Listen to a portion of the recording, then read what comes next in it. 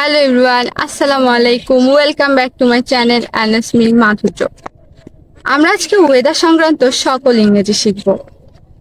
So আমরা যখন গরম হয় সেক্ষেত্রে বলে থাকি হট, কিন্তু যখন ঝাপসা গরম হয় সেটা ইংরেজি জানি না। আবার যখন অনেক গরম অর্থাৎ কঠোর গরম সেটা ইংরেজিও জানি না। কঠোর গরমের ইংরেজি হচ্ছে অপ্রিজিভলি হট। আবার যখন ঝাপসা গরম হয় সেক্ষেত্রে বলা হয় গাস্ট হট। এরপর বৃষ্টি, রেইন। আমরা সবাই জানি রেইন, কিন্তু মুষলধারে বৃষ্টির ইংরেজি কি জানি না। আবার একটানা বৃষ্টির ইংরেজি কি জানি না। মুষলধারে বৃষ্টির ইংরেজি হচ্ছে টরেন্সিয়াল রেইন। আবার যখন বজ্রপাত সহ বৃষ্টি পড়ে সেক্ষেত্রে বলা হয় লাইটিং রেইন। আবার যখন একটানা বৃষ্টি হয় সেক্ষেত্রে বলা হয় কন্টিনিউয়াস রেইন।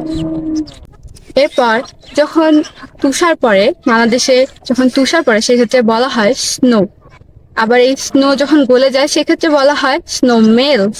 আবার যখন ঝাপসা একটা বাতাস যায় অর্থাৎ বাতাসটা যাবে কিন্তু গরম লাগে সেক্ষেত্রে বলা হয় গাস্ট ওয়াইল্ড অথবা gust of wild. Thank you watching my video.